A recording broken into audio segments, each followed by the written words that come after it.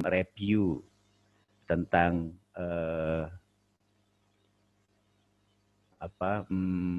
materi-materi yang telah kita diskusikan. Bu Ing, punten direkam atasnya. Oke. Jadi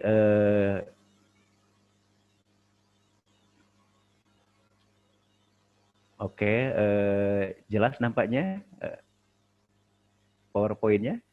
Jelas, Pak. Oke. Jadi pada hari ini saya dengan Bu Ing ingin memberikan review tentang apa-apa yang telah kita diskusikan selama satu semester. Dan setelah saya dengan Bu Ing memberikan review pada hari ini, mungkin sekitar 30-40 menit, nanti sisa waktunya kita akan kembali ke WhatsApp group, di mana saudara-saudara memberikan komentar singkat terkait dengan materi review atau terkait dengan hal-hal yang telah kita diskusikan. Mungkin ada ingin mengomentari kembali topik yang Anda diskusikan, silahkan dikirim ke dalam komentar singkat di WhatsApp group. Dan komentar singkat Anda dalam WhatsApp group juga menunjukkan bahwa Anda hadir pada kuliah penutup hari ini. Oke, saudara-saudara sekalian yang saya hormati, bahwa mata kuliah kita ini memang membahas tentang sejarah Orde Baru dan Reformasi.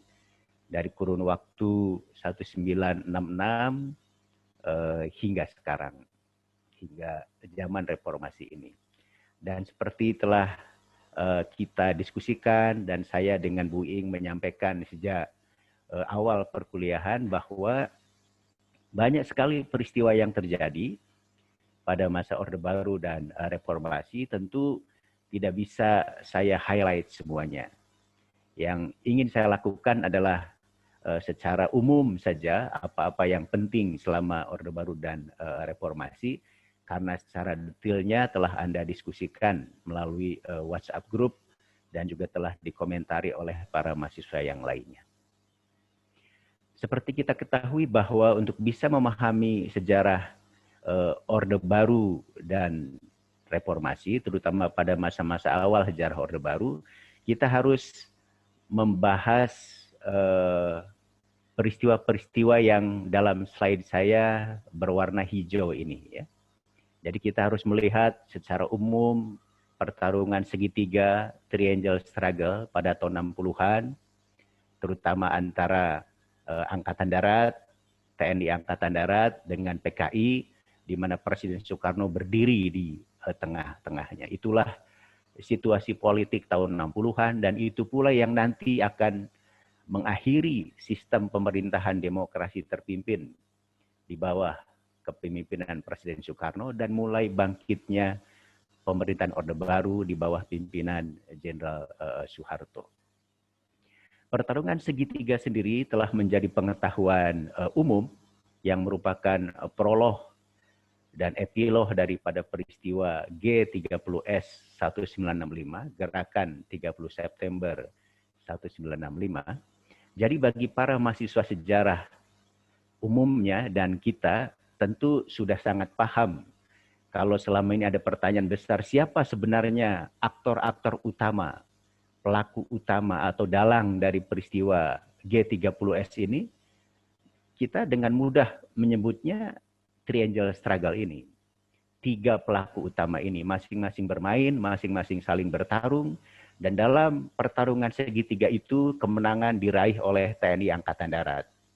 Tentu oleh pimpinan TNI Angkatan Darat yang bisa mengalahkan pimpinan Partai Komunis Indonesia, dan pada akhirnya juga pimpinan Angkatan Darat dengan cara yang khas Indonesia atau khas cara orang Jawa menurunkan Presiden Soekarno dalam bahasa Jawa, alon-alon waton kelakon, ngeremet-ngeremet asal selamat. Jadi pelan-pelan cara menurunkannya. Kalau di negara lain peralihan kekuasaan itu terutama melalui kudeta hanya diperlukan waktu 1, 2, sampai 3 jam. Dalam proses peralihan kekuasaan di Indonesia yang sangat khas dan syarat dengan nilai-nilai budaya Jawa memerlukan waktu 3 tahun. dari tahun 1965 sampai 1968. Dari G30S 1965 nanti disusul oleh Super Semar dan disusul oleh Sidang Istimewa MPRS 6768 perlu waktu 3 tahun untuk menggantikan Presiden Soekarno, Bapak kemerdekaan bangsa, orang kuat di negeri ini sampai sekarang pengaruhnya masih besar sehingga Jenderal Soeharto dan pimpinan Angkatan Darat lainnya memerlukan waktu 3 tahun untuk mengambil alih kekuasaan dari Presiden pertama Indonesia. Jadi G30S 1965 seperti kita ketahui, ini adalah peristiwa yang sangat berdarah dalam sejarah kita, di mana pada tanggal 30 September dan 1 Oktober terjadi penculikan, 6 perwira Angkatan Darat harus meninggal, dan 1 perwira menengah juga harus meninggal. Dan penculikan ini dalam versi Angkatan Darat jelas ini adalah didalangi, didesain oleh Partai Komunis Indonesia. Betapapun pelakunya sendiri, pelaku penculikannya adalah para tentara, tapi dalam pandangan pimpinan Angkatan Darat, desainernya, mastermind-nya tetap adalah tokoh-tokoh PKI. Karena itu setelah jasad-jasad para jenderal ini ditemukan, terjadilah serangan balik terhadap pimpinan Partai Komunis Indonesia dan para pengikutnya, sehingga menimbulkan korban yang sangat banyak, baik bagi para pengikut PKI maupun orang-orang yang dituduh tanpa proses pengadilan simpati kepada Partai Komunis Indonesia. Pimpinan komunis sendiri, Partai Komunis Indonesia sendiri, seperti DN Aidit, juga meninggal, ditembak mati di daerah Solo setelah melarikan diri dari Halim, markas G30S 1965. Tokoh-tokoh PKI yang lainnya ada yang diadili melalui Mahmilub, ada yang dihukum mati, dan ada juga yang dibuang ke Pulau Buru kepada para simpatisannya. Jadi peralihan kekuasaan Indonesia tahun 65 sampai 68 itu ongkos sosialnya terlalu besar. Ya. Orang kata 500.000 sampai 1 juta orang melayang, itu bukan jumlah yang sedikit. Ya. Bila di negara barat 1 warga negara meninggal, negara sudah merasa kehilangan, ini 500.000 sampai 1 juta warga negara, anak bangsa melayang nyawanya karena triangle struggle, karena pertarungan segitiga. Kalau ada yang bertanya siapa yang harus bertanggung jawab, saya dan kita semua seperti tahu tentu 3 aktor-aktor utama ini ikut bertanggung jawab. Ya. Jadi pimpinan Angkatan Darat, pimpinan PKI sendiri, Presiden Soekarno sendiri karena tidak mampu menghandle konflik yang sangat berdarah, juga secara moral punya tanggung jawab terhadap tragedi kemanusiaan G30S 1965. Aktor-aktor lain seperti saya katakan dalam perkuliahan itu bersifat pendukung saja, penggembira saja. Jadi kalau ada orang mengatakan CIA Amerika Serikat ikut bertanggung jawab, iya ikut bertanggung jawab, paling tidak Amerika Serikat jelas berkepentingan untuk mendukung TNI Angkatan Darat karena kebijakan politik luar negeri Soekarno yang sangat anti Amerika Serikat. Soekarno sering kali mengatakan pada tahun 1960-an kepada Amerika Serikat, go to hell with your aid. Mampus ke neraka bersama bantuanmu. Itu kata-kata Pak Pauli Soekarno yang sering diucapkan untuk menghujat kebijakan-kebijakan politik Amerika Serikat. Orang ada mengatakan Inggris ikut juga dalam G30S. Ya, jelas. Inggris juga negara-negara Eropa mendukung Angkatan Darat. Mao Zedong, PKI, Partai Komunis Cina ikut bertanggung jawab, betul. Sebab orientasi politik PKI pada tahun 60-an telah beralih dari Uni Soviet kepada Cina. Jadi Cina juga ikut memainkan peranan dalam peristiwa G30S. Dan bagi saya pihak-pihak luar atau pihak-pihak lain itu hanya penggembira ataupun pendukung saja. Tapi pelaku utamanya tetap pada triangle struggle ini kepada pimpinan Angkatan Darat, pimpinan PKI, Presiden Soekarno sendiri secara moral harus bertanggung jawab terhadap tragedi kemanusiaan tahun 1965 dan ongkosnya sangat mahal bagi presiden sendiri, dia akhirnya harus diturunkan secara tragis, ya, betapapun tidak tragis seperti pimpinan-pimpinan di negara-negara lain. Tadi seperti saya katakan, inilah kudeta ala Jawa, ya. Orang Barat menyebutnya kudeta merangkak, ya, karena pelan-pelan, ya. Atau orang Jawa sendiri tadi saya katakan alon-alon waton kelakon. Pak Harto sendiri sebagai pimpinan Angkatan Darat punya sikap kepada presiden bahwa dirinya bersikap dalam bahasa Jawa mikul dhuwur mendem jero. Jadi dia ingin menjunjung tinggi nama baik presiden pertama itu setinggi-tingginya, dan dia ingin menutupi segala kelemahan, segala kesalahan presiden pertama ini juga sedalam-dalamnya. Mikul dhuwur, mengangkat tinggi-tinggi, mendem jero, memendam dalam-dalam. Tapi maknanya bisa sangat lain, ya. Bahasa Jawa itu kan multi tafsir, ya. Jadi itulah akhir dari pertarungan segitiga, di mana suasananya sangat chaos, sehingga terjadi proses penculikan pertama-tama para perwira Angkatan Darat, kemudian dibalas oleh pimpinan Angkatan Darat dengan pembantaian terhadap orang-orang PKI atau yang dituduh PKI, sehingga memakan korban yang sangat banyak pada bulan-bulan Oktober, November, Desember 1965, dan kemudian disusul pada bulan Januari, Februari, Maret demonstrasi mahasiswa di kota-kota besar, di Jakarta, di Bandung, di Jogja, di Malang, di Medan, di Makassar, yang menuntut pertanggungjawaban presiden, menuntut pembubaran PKI, dan menuntut supaya kabinet menteri yang korup dan tidak cakap itu diritul, direformasi, diganti. Dan karena wibawa presiden demikian jatuh, maka presiden akhirnya mengeluarkan apa yang disebut dengan Super Semar, ya, surat perintah 11 Maret 1966 dengan tugas yang dengan perintah yang kabur, ya, sehingga diberi tafsir yang lain oleh Letnan Jenderal Soeharto. Apa isi Super Semar itu yang sangat kabur itu? Jelas, yaitu bahwa presiden memerintahkan kepada Letnan Jenderal Soeharto, ini kata-katanya, untuk mengambil segala tindakan yang dipandang perlu demi dua hal: satu, keamanan dan ketertiban; dua, demi wibawa presiden. Ini sangat kabur dan bisa sangat multitafsir. Seperti saya jelaskan pada awal perkuliahan, mungkin yang dimaksud dengan demi keamanan dan ketertiban itu agar pimpinan Angkatan Darat menghentikan proses pembunuhan besar-besaran bulan-bulan Oktober, November, Desember, karena menjadi situasi tidak aman. Dan umat Islam yang ikut membunuhi kader-kader PKI juga berani membunuh karena didukung oleh Angkatan Darat. Jadi dalam pandangan presiden mungkin karena Letnan Jenderal Soeharto ini pimpinan baru Angkatan Darat, dia mampu mengatasi situasi agar aman dan tertib. Ya.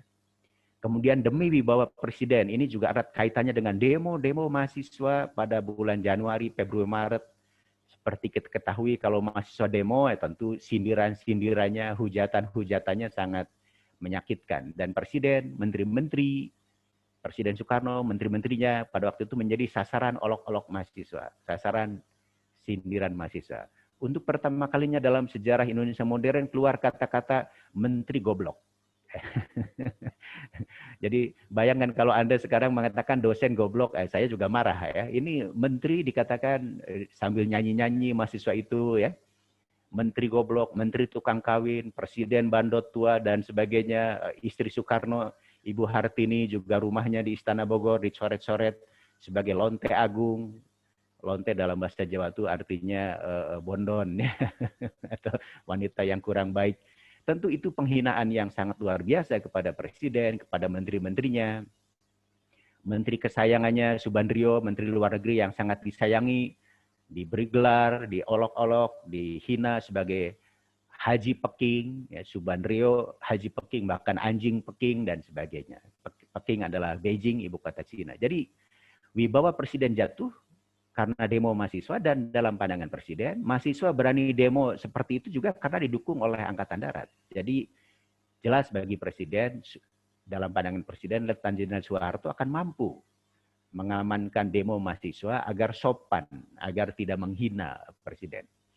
Tapi apa yang terjadi setelah Letnan Jenderal Soeharto menerima Super Semar?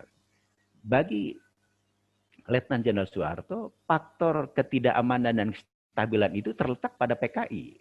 Karena itu, Letnan Jenderal Soeharto segera membubarkan PKI, tidak melarang mahasiswa demo, tidak juga menghentikan proses pembunuhan terhadap kader-kader PKI. Dan yang kedua, dalam pandangan Letnan Jenderal Soeharto, sebagaimana juga tritura 3 tuntutan rakyat yang disuarakan oleh mahasiswa, dia ingin mengamankan atau menangkap menteri-menteri yang menjadi sasaran kemarahan umum, sasaran kemarahan mahasiswa. Karena itu, menteri-menteri kesayangan Presiden Soekarno, orang-orang kepercayaan Presiden Soekarno oleh Letnan Jenderal Soeharto diamankan, ditangkapi, termasuk Subandrio. Ya. Jadi Super Semar ternyata tokoh Semar yang digambarkan sakti itu akhirnya bisa berbalik arah, ya, menjadikan Letnan Jenderal Soeharto-nya yang sakti dan Presiden Soekarno-nya pamornya, wibawanya bukannya semakin kuat, tapi malah semakin menurun. Kemudian karena sikap Presiden Soekarno yang sangat keras dan selalu membela orang-orang PKI, bahkan dalam pidato kenegaraan 17 Agustus 1966 dengan judul yang sering kita kutip, tapi dengan makna yang salah, ya, yaitu jas merah. Jangan sekali-sekali meninggalkan sejarah. Itu sebenarnya pidato kenegaraan Presiden Soekarno 17 Agustus 1966. Isinya sangat membela PKI. Jas merah, oh jas merah, PKI warnanya merah kan? Nah, benderanya merah. Jadi kata Soekarno, jangan sekali-kali meninggalkan sejarah. PKI itu jasanya besar pada masa revolusi, bahkan pada zaman pergerakan nasional. Dia melawan Belanda dalam pemberontakan 1926, 1927, pada masa revolusi juga berjasa bla bla bla bla bla bla. Dan menjadi partai politik yang progresif revolusioner. Tentu Soekarno tidak menyinggung peristiwa Madiun 1948 ya, karena ini namanya pidato politik. Pembelaan dan sikap Soekarno yang terus-menerus membela partai komunis itu menjadikan masyarakat yang anti PKI, termasuk pimpinan Angkatan Darat, akhirnya mengambil tindakan drastis. Ya. Yaitu apa yang kita sebut dengan sidang istimewa MPRS, di mana pimpinan MPRS juga Hairul Saleh ditangkap dan terjadi kekosongan, maka sekarang pimpinan MPRS diganti oleh orang yang sangat anti PKI. Dan orang yang baru saja selamat dari peristiwa penculikan G30S PKI 65, yaitu Jenderal Abdul Haris Nasution. Sehingga banyak orang yang mengatakan dengan sidang istimewa MPRS yang dipimpin oleh Jenderal Abdul Haris Nasution ini, orang mengatakan akan tamatlah karir politik Presiden Soekarno.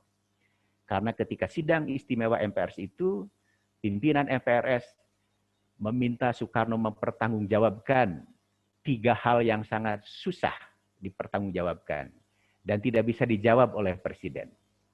Yaitu Presiden Soekarno sebagai mandataris MPRS harus mempertanggungjawabkan 3 hal. Pertama, jelaskan secara detail tentang prolog dan epilog G30S 1965. Kita yang hidup sekarang pun masih bingung memahami peristiwa itu, apalagi Presiden tahun 67-68 diminta pertanggungjawaban tentang G30S 65. Walaupun dia membuat jawaban dalam nawaksara, 9 pernyataan dengan mengatakan bahwa peristiwa itu karena kebelingeran pimpinan PKI, oknum-oknum yang tidak bertanggung jawab dalam Angkatan Darat, dan permainan nekolim, neokolonialisme dan imperialisme. Soekarno tentu tidak menyebut dirinya lah juga ikut bertanggung jawab. Tapi jawaban ini, nawaksara ini tidak memuaskan pimpinan MPRS.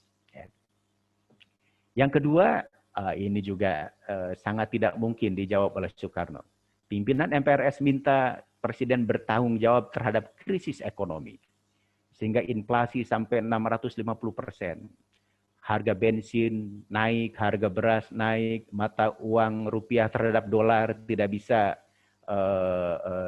dikejar. Dan Soekarno bukanlah ahli ekonomi. Setelah Wakil Presiden Muhammad Hatta mengundurkan diri, pada tahun 1956, Presiden Soekarno tidak punya ahli ekonomi yang mumpuni. Dan memang Soekarno ingin melakukan pembangunan politik, bukan pembangunan ekonomi. Sehingga pertanyaan dari MPRS tentang masalah ekonomi tidak bisa dijawab secara memuaskan. Dan yang ketiga, ini pertanyaan ketiga ini sangat meruntuhkan wibawa Presiden dan pemerintah Orde Lama. Yaitu pimpinan MPRS di bawah pimpinan Jenderal Abdul Haris Nasution minta pertanggungjawaban tentang krisis moral, terutama penghinaan pada wanita. Banyak wanita cantik ya yang dijadikan gundik, dijadikan wanita idaman lain oleh Soekarno, oleh menteri-menterinya, sehingga bagi para mahasiswa, bagi orang-orang yang sangat alim, sangat soleh, termasuk pimpinan MPRS sendiri ya, yang memang tidak mengamalkan poligami, tentu ini masalah moral. Masalah contoh tauladan dari seorang pimpinan, dari seorang presiden. Ya. Masa presiden istrinya banyak, ya, dan kemudian kalau lihat wanita cantik, matanya jelalatan, nah itu dianggapnya masalah moral. Dan tentu presiden juga tidak bisa menjawab pertanyaan ini. Bahkan ketika menteri-menterinya diajukan ke Mahmilub, ditanya, mengapa Anda kawin lagi? Mengapa Anda punya wanita idaman lain? Jawaban menterinya menjatuhkan wibawa Presiden. Menteri bilang, ya saya ikut kebiasaan Bapak Presiden. Presidennya gitu, ya kami juga ikut saja. Jadi, tiga hal yang diminta pertanggungjawaban oleh pimpinan MPRS itu ternyata telah menjatuhkan wibawa Presiden Soekarno. Dan karena Soekarno dianggap tidak mampu mempertanggungjawabkan sebagai mandataris MPRS, maka pada tahun 1967 dicabut mandat kekuasaannya dari Presiden Soekarno, dialihkan kepada pengemban Supersemar, yaitu Letnan Jenderal Soeharto. Bahkan dalam sidang istimewa MPRS 1968, kalau Letnan Jenderal Soeharto bukan lagi sebagai penjabat presiden, seperti dalam sidang istimewa MPRS 67, tapi sekarang sudah menjadi full presiden. Presiden pengganti Soekarno pada tahun 1968. Jadi itulah awal, proses, dan akhir dari pertarungan segitiga, triangle struggle, yang menandai peralihan kekuasaan di Indonesia selama 3 tahun, dari 65, dari G30S 65, disusul oleh Supersemar, disusul oleh sidang istimewa. Selama 3 tahun, Indonesia mengalami proses peralihan kekuasaan yang sangat berdarah dan memerlukan waktu yang sangat kritikal, yang sangat gawat. Ya. Dan tentu ini satu pelajaran sejarah, nanti kita akan melihat Orde Baru pun karena lama berkuasa, akan mengalami proses yang sama, kejatuhannya. Karena itu pemerintahan reformasi sekarang sadar bahwa Undang-Undang Dasar 45 itu tidak memberikan batasan kekuasaan yang jelas kepada masa jabatan presiden. Kita punya 2 presiden, Soekarno dan Soeharto, yang sama-sama menggunakan Undang-Undang Dasar 1945, tapi juga jatuhnya tragis, menyedihkan, ya, kasihan. Karena lama berkuasa. Ya. Soekarno jadi presiden dari 45 sampai 66. Jenderal Soeharto juga jadi presiden sangat lama, dari 1966 sampai 1998. Sehingga kita banyak belajar dari sejarah, dan pemerintahan reformasi juga sangat bijak, tokoh-tokoh reformasi sangat bijak. Dia ingin mengamandemen Undang-Undang Dasar 1945 agar jabatan presiden itu jangan terlalu lama. Maka terjadilah satu kompromi politik yang sekarang kita warisi, bahwa betapapun hebatnya seorang presiden Indonesia itu, dia hanya boleh berkuasa 2 periode saja. Ya. Nah, kalau 1 periode berarti nggak hebat. Ya. Jadi itulah hikmah daripada amandemen 19 Undang-Undang Dasar 1945 karena kita mau belajar dari sejarah. Jadi bagi orang sejarah, bagi kita, kalau sekarang ada suara-suara termasuk dari Ibu Megawati sendiri ya, back to Undang-Undang Dasar 45 yang asli, berarti dia tidak memahami sejarah. Ya.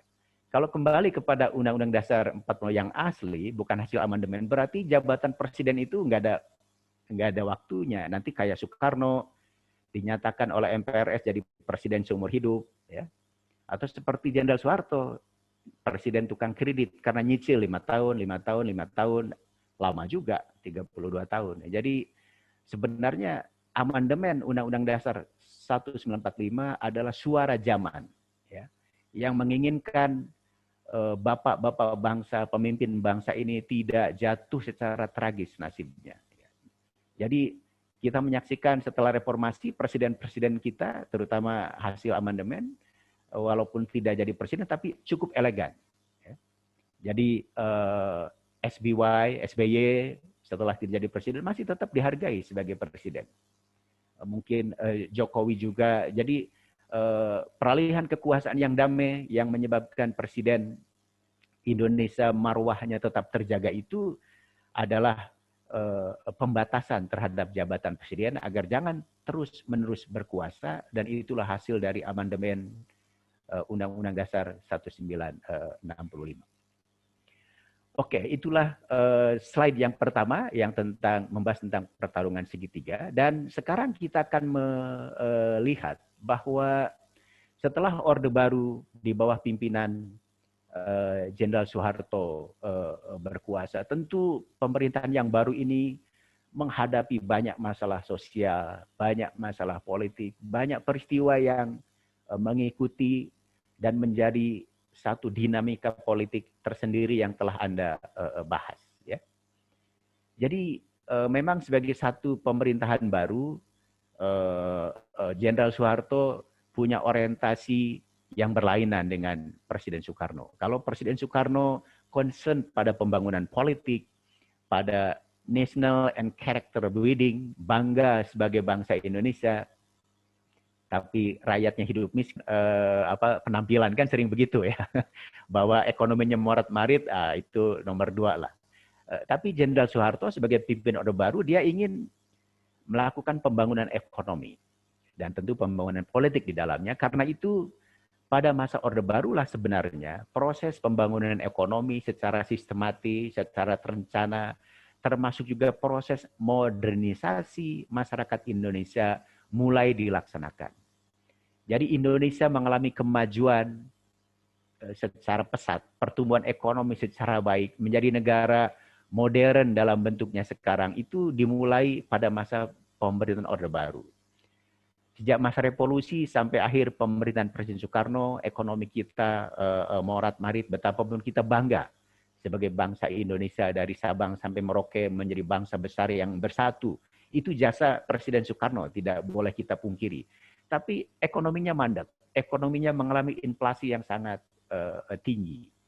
Dan pemerintah Orde Baru ingin memulihkan pembangunan ekonomi, dan kita harus mengakui juga cukup berhasil, sehingga pada tahun 1984-85 bahkan Indonesia mengalami apa yang kita panggil dengan swasembada pangan. Kita tidak tergantung pada impor. Satu fenomena yang sampai sekarang belum bisa diatasi. Kita masih mengimpor beras dari Thailand, dari Vietnam, dari negara-negara Asia Tenggara yang lain. Padahal kita ini negara agraris. Ya. Pulau Jawa ini sangat subur, karena banyak gunung berapi, Sumatera juga subur, tapi untuk bisa menghidupi bangsa Indonesia yang 260 juta lebih memang bukan hal yang mudah memanage masalah pangan ini. Ya. Dan pembangunan infrastruktur pada masa Orde Baru juga sangat pesat, termasuk pembangunan di bidang pendidikan. Ya. Kita tahu pada masa Orde Baru lah dikeluarkan kepres, keputusan presiden tentang SD Inpres, ya, sekolah dasar berdasarkan instruksi presiden. Jadi pembangunan pendidikan secara sistematis, secara masif, secara modern juga ditingkatkan, digalakan pada masa Orde Baru. Pemerintah Orde Baru juga menyediakan beasiswa kepada mahasiswa yang kurang mampu. Saya termasuk yang mendapatkan beasiswa dari Orde Baru, namanya Super Semar. Saya tidak tahu Bu Ing mungkin dapat juga beasiswa Super Semar. Namanya beasiswa Super Semar. Jadi bagi orang yang hidup pada masa Orde Baru dan sekarang mengalami zaman reformasi, kalau ada orang yang bilang Orde Baru itu sumber dari kebobrokan, dalam hatinya tertawa saja. Orde Baru cukup berhasil dalam bidang ekonomi, dalam pembangunan modernisasi, bahwa pada akhir pemerintahan Orde Baru ada korupsi, ada kolusi, nepotisme, itu tidak bisa dipungkiri. Sampai sekarang pun sama saja, masih banyak yang namanya korupsi, kolusi, nepotisme itu orang bilang menjadi salah satu budaya buruk bangsa Indonesia sampai sekarang. Jadi tidak bisa sepenuhnya disalahkan pada pemerintah Orde Baru. Pemerintah Orde Lama pun sama melakukan korupsi, kolusi, nepotisme, ya. Dana revolusi sampai sekarang pun tidak jelas, ya, dan sebagainya. Jadi tidak bisa KKN itu, korupsi, kolusi, nepotisme itu semata-mata hanya ditimpakan kesalahannya kepada pemerintah Orde Baru. Itu adalah kesalahan kita semua, bangsa Indonesia yang budayanya tidak tahu budaya korup. Baik korup yang besar-besaran dalam bidang ekonomi atau kita kecil-kecilan, korupsi waktu, telat waktu, ya, mengerjakan tugas ogah-ogahan, tidak hadir dalam kuliah, tidak mengerjakan tugas, itu korupsi juga sebenarnya. Oke, jadi pembangunan ekonomi yang menjadi concern daripada pemerintah baru tentu juga berimplikasi pada bidang politik. Ini telah mewarnai dinamika sejarah Orde Baru dari tahun 1966 sampai kejatuhannya 1998. Misalnya jelas, untuk melakukan pembangunan ekonomi itu dilakukan program Repelita, rencana pembangunan 5 tahun, dan seterusnya. Ini juga yang menjadi alasan mengapa Presiden Soeharto selalu terpilih menjadi presiden kembali. Sebab masyarakat Indonesia bilang, termasuk pimpinannya, kalau Pak Harto nanti turun, nanti nggak ada Repelita lagi dong. Nah, jadi supaya Repelita 1, Repelita 2, Repelita 3, dan seterusnya itu berjalan, maka presidennya harus dipertahankan. Itulah mengapa Presiden Soeharto, ya selain karena berhasil, karena manajemen politiknya sangat bagus, ya, dia menjadi orang kuat, tidak hanya di Indonesia bahkan, ya, di Asia Tenggara pun diakui kepemimpinan Presiden Soeharto itu sebagai tokoh yang hebat, ya. Jadi Repelita telah mengantarkan bangsa Indonesia pada proses pembangunan ekonomi yang cukup berhasil. Dan pada tahun 1990-an, para pengamat ekonomi dari luar mensejajarkan Indonesia ini sebagai macan Asia. New Economic Industrial Countries. Negara yang akan menjadi negara maju seperti Hong Kong, Taiwan, Thailand, Malaysia, dan sebagainya. Sayang kita diterpa oleh krisis ekonomi tahun 97, ya, dan ekonomi kita hampir kolaps walaupun bisa segera bangkit lagi seperti dalam kondisi sekarang. Kemudian juga ada pemilihan umum 1971. Jadi Presiden Soeharto ingin menunjukkan kepada masyarakat Indonesia, termasuk masyarakat dunia, bahwa dia jadi presiden itu bukan hasil dari kudeta, dari peristiwa G30S 1965, tapi dia jadi presiden itu karena proses demokrasi secara konstitusional melalui general election, melalui pemilu, ya. Dan dalam pemilu Orde Baru 1971 yang dimenangkan oleh golongan karya, partai politik yang memang ditunjang oleh pemerintah, ya tentu akhirnya Golkar sendiri menguasai parlemen. Dan karena menguasai parlemen, maka Golkar sepakat untuk memilih kembali Soeharto sebagai Presiden Indonesia untuk seterusnya, dan sebagainya. Dan tentu juga ada yang kita kenal dengan fusi politik, penyederhanaan partai-partai politik, sehingga partai politik Indonesia itu pada masa Orde Baru hanya 3 saja, ya. Satu P3, Partai Persatuan Pembangunan, gabungan dari partai-partai politik Islam. Yang kedua Golongan Karya, partai politik yang dimotori oleh pemerintah. Dan yang ketiga PDI, Partai Demokrasi Indonesia, gabungan dari partai-partai politik nasionalis, agama non-Islam, dan nasionalis sekuler lainnya. Ya. Sehingga pemilu-pemilu Orde Baru setelah 1971 sampai 1997 diikuti oleh 3 kontestan, P3, Golkar, dan PDI. Dan semua orang tahu, bahkan sebelum pemilu berakhir pun sudah diprediksi Golkar akan memenangkan pertarungan ini karena didukung oleh pemerintah, difasilitasi oleh pemerintah. KPU-nya, Komisi Pemilihan Umumnya, ada di bawah Kemendagri, Kementerian Dalam Negeri. Jadi mana mungkin KPU independen seperti sekarang, ya. Jadi harus ikut kepada Mendagri, Menteri Dalam Negeri. Dan Mendagrinya mengeluarkan kebijakan apa yang disebut dengan ajas monoloyalitas. Apa itu ajas monoloyalitas? Yaitu agar semua PNS agar loyal kepada satu kekuasaan, yaitu pemerintah. Ya. Sehingga semua PNS pada masa Orde Baru ya, harus mencoblos partai politik yang didukung oleh pemerintah, yaitu Golkar. Ya.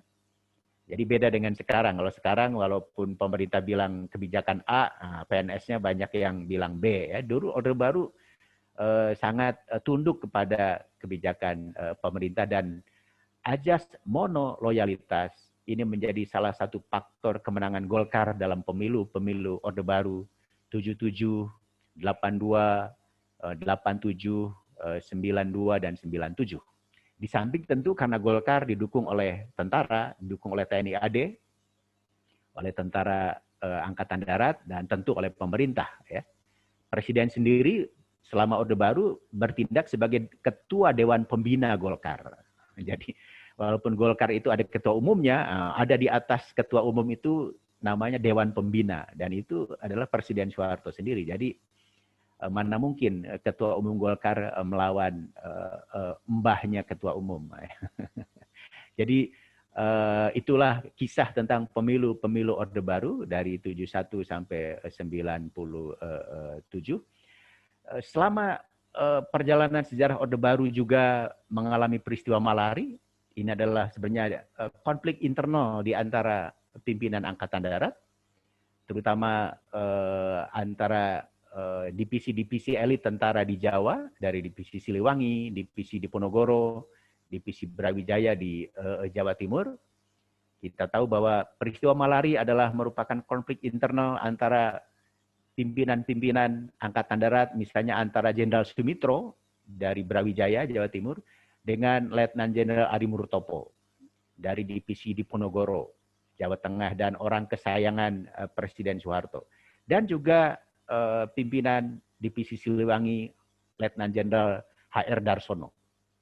Dan dalam pertarungan ini kemenangan diraih oleh elit perwira-perwira dari Diponegoro, oleh Letnan Jenderal Ali Murtopo, menjadikan Letnan Jenderal Sumitro tersingkir, Letnan Jenderal HR Darsono dari Siliwangi juga tersingkir, sehingga peristiwa Malari ini bisa diatasi oleh pemerintah Orde Baru, oleh Jenderal Soeharto. Dan memasuki tahun 76 terjadi peristiwa integrasi Timor Timur. Banyak orang mengatakan sebenarnya ini adalah ekses dari peristiwa Malari, ekses dari konflik internal dalam tubuh Angkatan Darat, supaya tidak terjadi percekcokan dari dalam, lebih baik disalurkan energi kreatif dari dalam itu keluar, dan perlu dicari musuh bersama. Apa itu musuh bersama Orde Baru? Yaitu Partai Komunis Indonesia. Dan peristiwa dekolonisasi di Timor Timur 1976 memberi peluang kepada perwira-perwira militer yang sedang berkonflik di dalam itu untuk ikut campur dalam proses dekolonisasi di Timor Timur, karena partai politik yang dominan di Timor Timur, yaitu Fretilin, disinyalir sebagai penganut ideologi komunis. Sehingga bagi pemerintah Orde Baru sangat berbahaya kalau Timor Timur merdeka dan dipimpin oleh partai Fretilin, karena akan mengganggu stabilitas kawasan Indonesia dan Asia Tenggara dan menjadi musuh utama Orde Baru ideologi komunis itu. Karena itu perwira-perwira militer Indonesia berusaha ikut campur tangan dengan mendukung partai politik yang memiliki aspirasi ingin berintegrasi dengan Indonesia, yaitu Partai Apodeti dan kemudian nanti UDT, untuk bersama-sama melawan Pretelin, partai politik dominan di Timor Timur pada waktu itu. Dan bantuan ini dalam bentuk pengiriman sukarelawan yang orang mengatakan sesungguhnya adalah anggota elit tentara Indonesia, para Kopassus, para RPKAD, ya, membantu pejuang-pejuang dari Apodeti, dari UDT untuk memerangi Pretelin. Dan Pretelin sendiri akhirnya memang bisa dikalahkan, harus bergerilya keluar kota dan memerlukan perjuangan yang panjang dari tahun 76 sampai memperoleh kemerdekaan tahun 1991 setelah pemerintah Orde Barunya tumbang. Dan itu juga karena berkat salah satu perjuangan diplomasi yang sangat berhasil dari salah seorang pejuang Pretelin, yaitu Ramos Horta, yang meyakinkan masyarakat dunia bahwa Timor Timur bukanlah bagian dari wilayah teritori Indonesia, karena Timor Timur jajahan Portugis, sementara wilayah Indonesia adalah semua bekas jajahan Belanda di Asia Tenggara. Jadi Ramos Horta mempermasalahkan legitimasi politik atas pendudukan Timor Timur oleh pemerintah Orde Baru, ya. Dan cukup berhasil karena pemerintah Orde Barunya tumbang. Mungkin kalau pemerintah Orde Barunya tidak tumbang, Timor Timur tetap menjadi bagian dari NKRI, ya. Karena Orde Barunya tumbang, maka Presiden Indonesia pada masa reformasi B.J. Habibie mengambil kebijakan yang sangat drastis, ya. Daripada susah mengatasi masalah Timor Timur ini, akhirnya diberi opsi referendum, ya, dengan dua pilihan, mau tetap bersama NKRI atau ingin merdeka sendiri. Akhirnya masyarakat Timor Timur, apakah hasilnya murni atau rekayasa, menyatakan tahun 1999 dan 2001 merdeka, lepas dari NKRI. Saya dengar sekarang di YouTube banyak warga Timor Timur yang ingin berintegrasi lagi dengan Indonesia, ya, karena ya itu menunjukkan mungkin kalau itu benar bahwa referendum dulu 99 itu tidak seluruhnya murni juga, mungkin hanya aspirasi tokoh-tokoh Pretelin saja, ya, sementara pejuang-pejuang dari Apodeti UDT tetap mengharapkan berintegrasi dengan Indonesia. Itulah integrasi Timor Timur dari 76 sampai 1991, dan kemudian juga pada masa Orde Baru kita mengenal kebijakan politik Ajas Tunggal Pancasila, di mana pemerintah Orde Baru ingin agar semua kekuatan politik, kekuatan masyarakat hanya berdasarkan pada ideologi Pancasila, jangan ada embel-embel yang lain. Dan ini tentu telah membuat reaksi masyarakat Indonesia melakukan penolakan, terutama dari umat Islam. Sebab ormas-ormas Islam umumnya mencantumkan ajasnya tidak hanya Pancasila, tapi juga ajas Islam tentu saja, ya. Dan peristiwa penolakan terhadap ajas tunggal yang sangat keras ini terjadi dalam peristiwa Tanjung Priuk 1984, di mana pimpinan-pimpinan Islam dan umat Islam di tingkat akar rumput, ya, melakukan kritik yang sangat keras kepada pemerintah Orde Baru. Kalau Anda mendengar rekaman ceramah tokoh-tokoh Tanjung Priuk, sangat keras, ya, kepada pimpinan Orde Baru termasuk kepada tentara, sehingga terjadi satu clash fisik dan menimbulkan korban di pihak umat Islam akibat peristiwa Tanjung Priuk 1984. Dari peristiwa Tanjung Priuk juga, di mana pemerintah Orde Baru sangat keras menangani protes dari umat Islam, telah melahirkan keprihatinan di antara perwira-perwira pensiunan dari Angkatan Darat, termasuk dari Tentara Indonesia, termasuk dari politisi-politisi sipil, sehingga muncullah apa yang kita sebut dengan Petisi 50. Satu pernyataan politik dari tokoh-tokoh tentara senior, Misalnya Jenderal Abdul Haris Nasution dari Angkatan Darat, Jenderal Hugeng dari Kepolisian, Jenderal Ali Sadikin dari Angkatan Laut, ya, yang menyatakan bahwa ajas tunggal Pancasila dan sikap pemerintah menangani umat Islam itu justru tidak sesuai dengan nilai-nilai Pancasila sendiri, ya.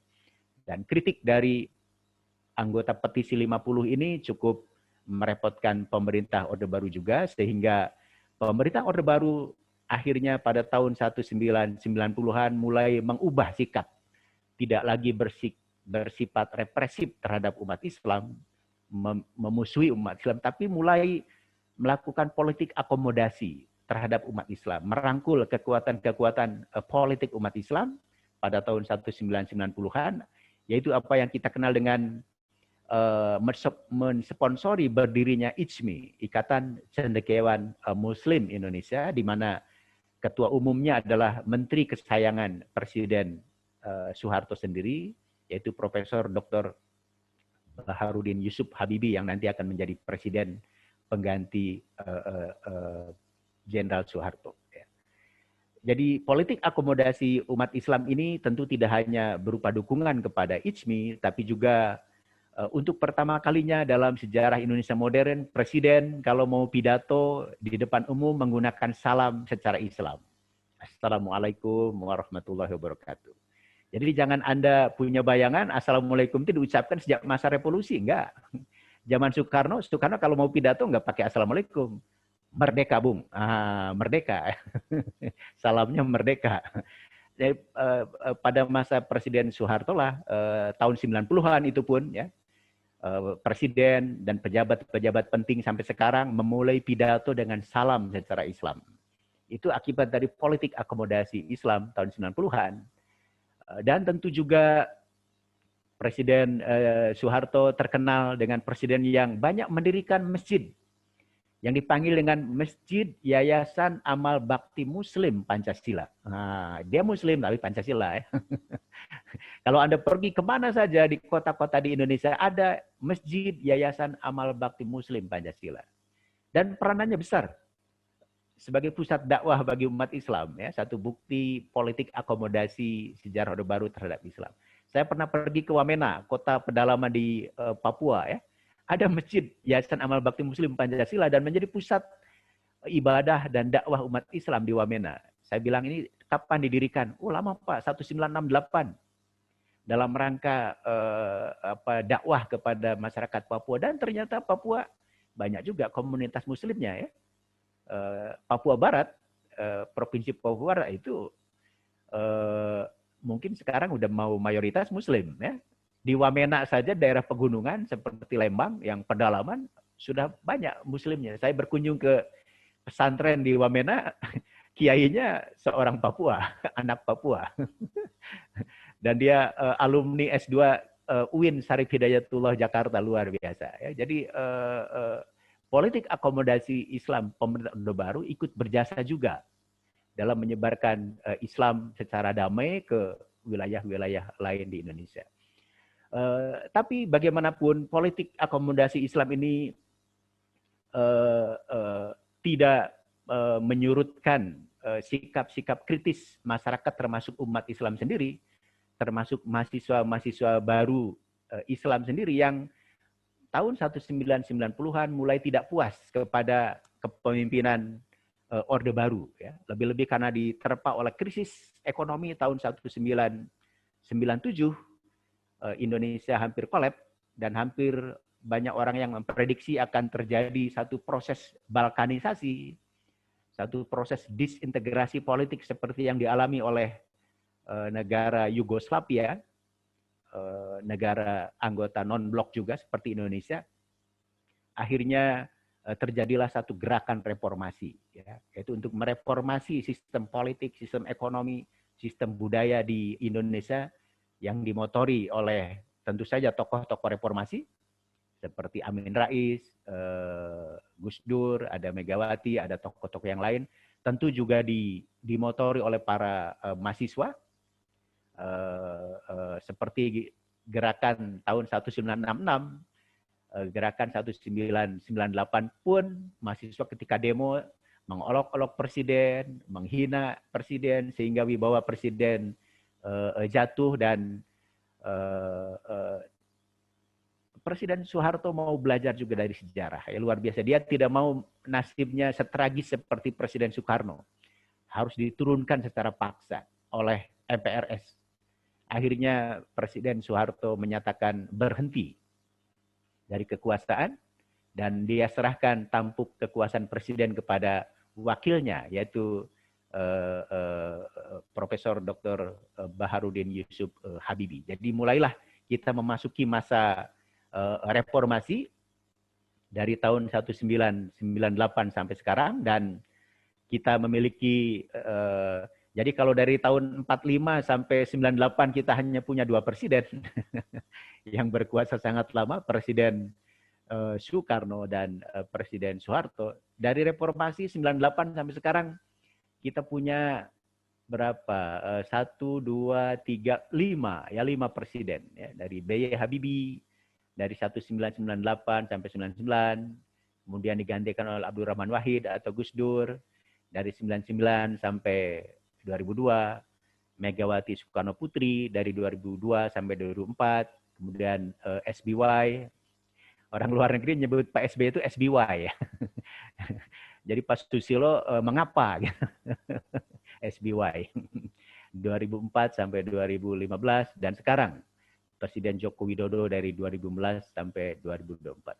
What next? Apa yang akan terjadi di masa yang akan datang? Ya, tapi saya kira saya ingin menekankan pada akhir perkuliahan penutup ini bahwa pemberian reformasi menurut saya adalah lebih banyak melakukan satu proses continuity, kesinambungan dari legacy politik Orde Baru, bahkan politik Orde Lama sebelumnya. Ya. Apa legacy politiknya? Ya, pemerintah reformasi pun tetap melaksanakan Pancasila dan Undang-Undang Dasar 1945 sebagai ideologi negara. Hanya sekarang dengan konstitusi yang diamandemen. Mau belajar dari sejarah. Tidak boleh presiden itu berkuasa terlalu lama seperti Soekarno, seperti Soeharto. Karena itu diamandemen. Cukup 2 periode saja. Ya. Betapapun presiden itu hebat. Ya. Jadi Presiden Joko Widodo tidak akan bisa menjabat lagi setelah 2024. Ya. Akan muncul kandidat yang baru, kita tidak tahu siapa yang akan jadi presiden 2004 sampai 2029 berarti ya. Jangan-jangan mahasiswa kita, Bu Ing, akan menjadi calon presiden masa depan, amin. Karena mau belajar dari sejarah. Dan juga sistem-sistem politik yang lain. Kita masih mengamalkan sistem presidensial yang konstitusional, di mana antara presiden dengan badan-badan tinggi negara yang lain, parlemen, badan yudisiari, yudikatif, pers, termasuk mahasiswa juga tetap memegang peranan yang penting.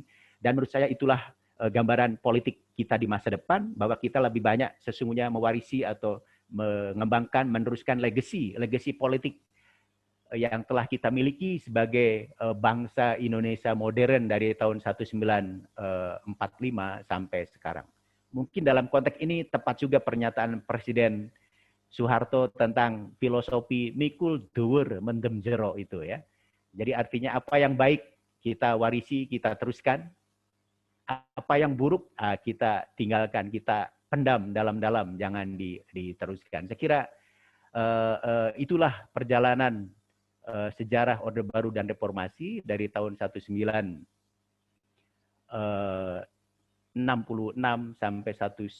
sampai sekarang. Dan saya kira saya 3 menit lagi sudah 1 jam.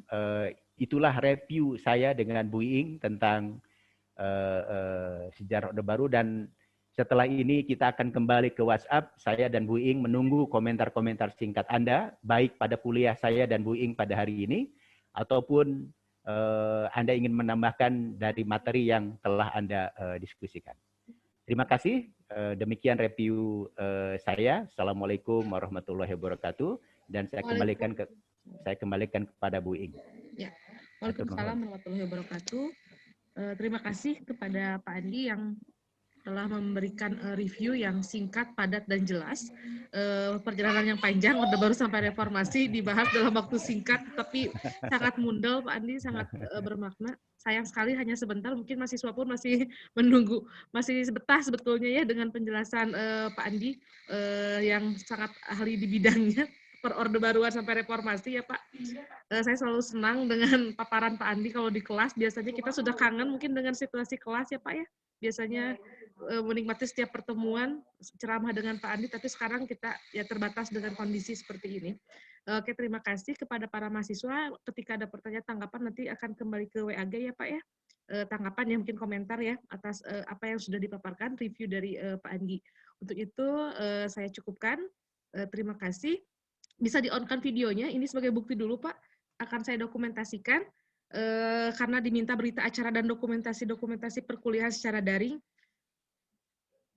Saya akan foto dulu, di-on-kan videonya. Kevin, mana Kevin Daniel? Kayaknya belum mandi, jadi nggak mau tampil. Tolong di-on-kan ya, biar ini kan perkuliahan terakhir. Iya, mau diabadikan oleh Bu Ing. Karena woi, kelihatan belum pada mandi, Sepertinya Pak, ini ada yang masih... Ya, Nabila Jasmine belum. Oke, Kevin sudah ada sekarang. Tuh, ucek-ucek mata si Kevin. Ya, oke. Widianti. Slide pertama ya. Ini slide pertama. Slide pertama, Bu Ing. Oke. Ya, slide pertama. 1, 2, 3. Ya, abadikan dulu. Oke. Ya. Oke, slide kedua. Slide kedua. Belum on semua ini. Oke. Elisha, Ahmad, Joy Nuri, Muhammad Hanif, Nabilah Nur, M. Rizky.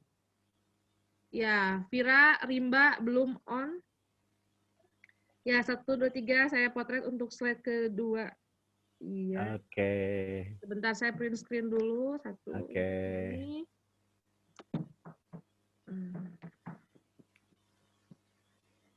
Sebentar.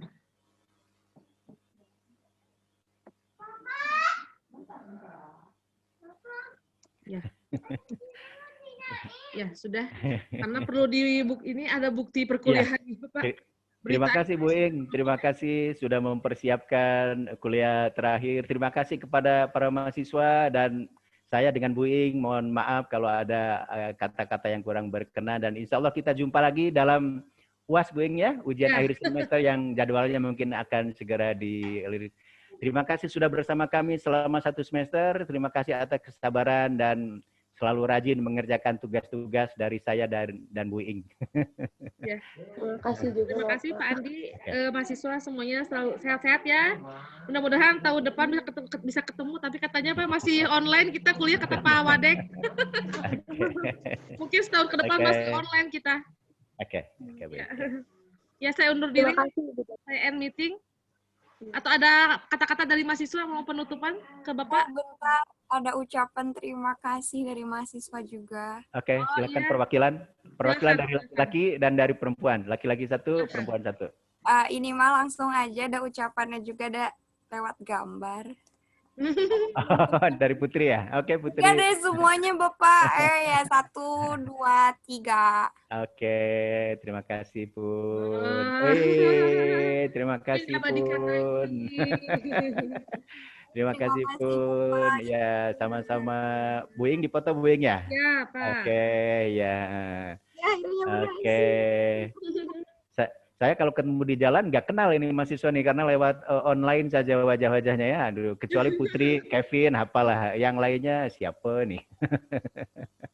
Oke. Nah, ini slide semuanya belum dilihat. Terima kasih coba ini. Oke, iya. Terima kasih Bu Ing, cukup ya? Cukup Pak, ya. Oke, mahasiswa sekalian, mari kita akhiri pertemuan terakhir kita dengan bersama-sama mengucapkan hamdalah. Alhamdulillahirabbil alamin. Terima kasih. Saya dan Bu Ing izin live dari Zoom meeting dan kita kembali ke WhatsApp group. Assalamualaikum warahmatullahi wabarakatuh. Waalaikumsalam. Waalaikumsalam warahmatullahi wabarakatuh. Ya, meeting.